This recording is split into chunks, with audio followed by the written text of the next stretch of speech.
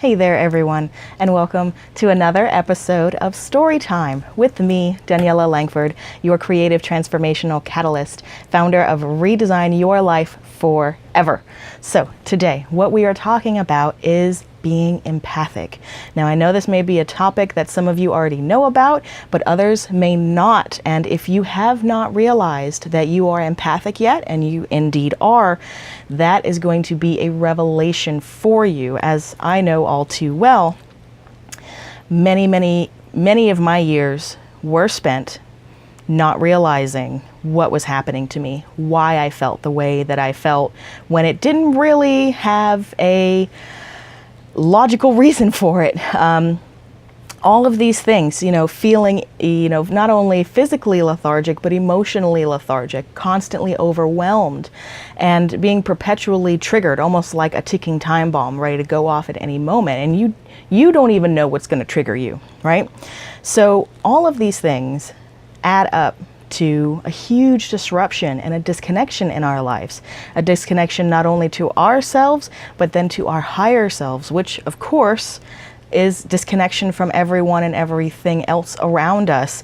And we feel isolated and alone, which only reinforces our feelings of sadness and depression and overwhelm and so on and so on and so on. And it again is another huge cycle. So today we're going to talk about briefly, what does being empathic mean? What is actually really happening, and why does it make us feel the way that we do? Why does it lock us up? And how do we actually use it? How do we become an empathic badass? To use it to raise not only our vibration, but then by proxy, by virtue of us raising our vibration, how it raises the vibration of everything and everyone else around us as this planet is going through its transformation, which is amazing and another topic in and of itself. So what does being empathic mean? What is happening? So as I'm sure you've heard me mention before, everything is energy, of course. I'm energy, the phone's energy, your energy, we're all energy.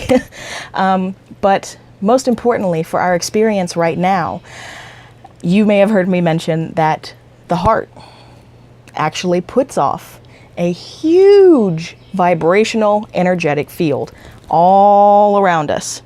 And science has actually confirmed this, and it's confirmed it only up to about 8 to 10 feet. And admittedly, the scientists say, well, we can only confirm it up to 8 to 10 feet because that's really as far as our equipment can measure. So they actually speculate that indeed the energetic field goes as far as infinity, and potentially, which I certainly believe that it definitely could and does. So that is what is going on. Every single person, every single entity, every animal, everything, their heart center is putting off a vibrational field. Not only is this electromagnetic, but it's energetically, spiritually a vibration. Now, whatever we are going through internally, particularly if we're in our heads, gets projected. This is our projector out into the world. I really feel that with the mind and the heart, working in communication, that is what is actually projecting our thoughts and beliefs into the world to create what we see as reality and our experiences. So the heart is the projector, like a lens, projector. So whatever we're feeling and whatever we're going through, we have the ability to project out into the world and out into our experience. Now, for us empaths, this is where this comes in.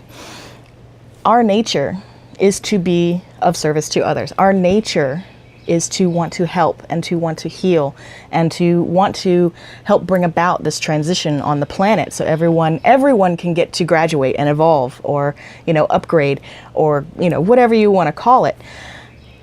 We want everybody to come along. So we, in conjunction with our social programming, which everyone gets, but it affects us deeply, is that, our service, our want to be of service to others gets twisted into, I need to be of service to others to gain their love. And, that's a whole independent topic that we could talk about forever just in and of itself, is that mechanism.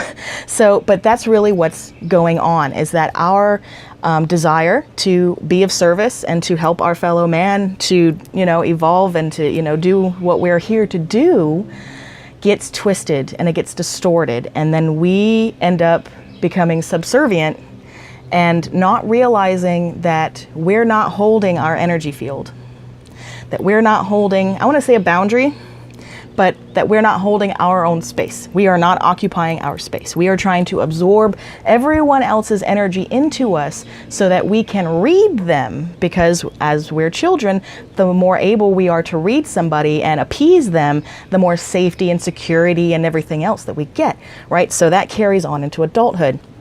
So that is what is happening, is that we have left ourselves so open to everyone and everything else's energy around us that we're no longer occupying our own space. So we're letting everyone else occupy our space.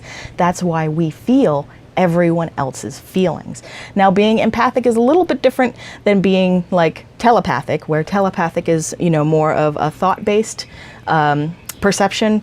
Being empathic is feeling the feelings. So if someone is sad and other people are kind of unaware of it, you can walk into the room and feel, oh my God, that person needs my help. That is a wonderful ability. Everyone, listen, that is a wonderful ability, because not everybody embodies it right now. And to have that ability is a superpower. Shh, don't tell anybody. But really, it's a superpower. It's an ability that we have that we can hone for our and everyone else's greatest benefit. So that is why we feel like we do, because we have not only been socially trained, but our own inherent nature to be of help and to be of service gets super overexposed. We're like a photo that's constantly overexposed. We're just blown out, overwhelmed. We're constantly getting everyone else's energy in our field. So what do we do about it? Why, that's why it locks it up. So what do we do about it? Well, you have to practice meditations. You have to practice self-care. You have to practice these things that we talk about, in the group, and, like I talk about with my clients every day. We have to actually actively live the way that it functions. Because if we don't, we'll just keep repeating the same cycles over and over again. So we've got to break that cycle by changing how we interact with our own environment and ourselves, which, is an environment. So more meditation, more grounding, going outside, gardening. Now is a perfect time to be getting out and maybe starting a little garden or something. Or if you don't have room for one, going and volunteering in a community, or just out for a hike, maybe, every couple of weeks. Anything that can get you back in touch with Mother Nature, because she is definitely one of our greatest resources as empaths on this planet. So meditation, grounding, all of these things bring you back into your space. You, the soul, you. Instead of being scattered, instead of trying to grab and grasp for everything and all this information, you occupy your own space. There is safety and security in occupying your own space and holding your own space and being able to continue to hold your own space regardless of whatever else is going on around you. That is being an empathic badass. It takes practice. Believe you me, it takes practice, but it can be done. It absolutely can be done. And if I can do it, anybody can do it, because I was super affected emotionally by all of this programming and wanting to be of service, and, having that be twisted and distorted and not be reciprocated, and all of these things that really twist us around the axle really bad, because it is our nature to want to love. So practicing what we talk about, practicing meditation, practicing affirmations, going out and being in nature, self-care, doing things that you enjoy for you are all very, very important in being able to raise your vibration, to be able to hold your own space as these things go on around you, so that if someone is upset and they are blasting out, a lower vibrational energy, you can not just ignore it. You can feel it. You go, okay, this is what's up.